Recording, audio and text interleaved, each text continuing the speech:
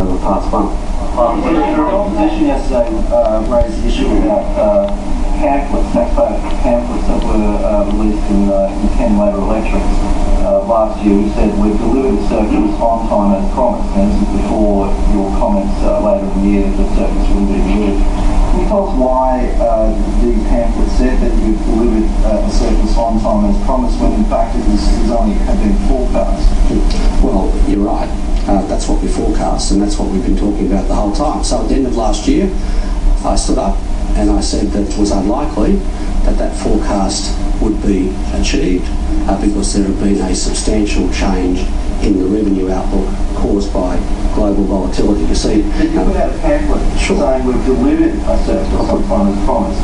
That's a huge difference to we're forecasting. Well, let me just make this point. We've put in place a very significant fiscal consolidation which is ongoing.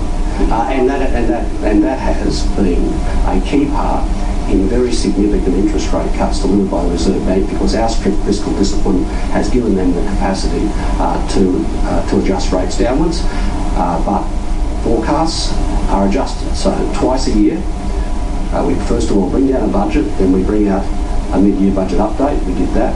And because of what occurred in the second part of last year after that update, I then provided further guidance about what was happening with revenue. So you said we've delivered a surplus, and you haven't. Well, we have forecast a surplus. We have put in place a fiscal consolidation to achieve that surplus, but only somebody who would stick their head in the sand would ignore changes in the global economy, the nature of which we've experienced, and say the facts have changed, so responsible governments have to change their settings to protect growth and jobs, because fundamentally when we take decisions about budget settings, what we have to do is grow the economy and support jobs. And I said at the end of last year that in response to those events, the responsible thing to do was to support growth and jobs and not to further cut public spending. Those people who are pushing this line are in fact advocating a substantial cut to public spending, which will reduce growth and push up unemployment. But in writing, you told constituents that you have delivered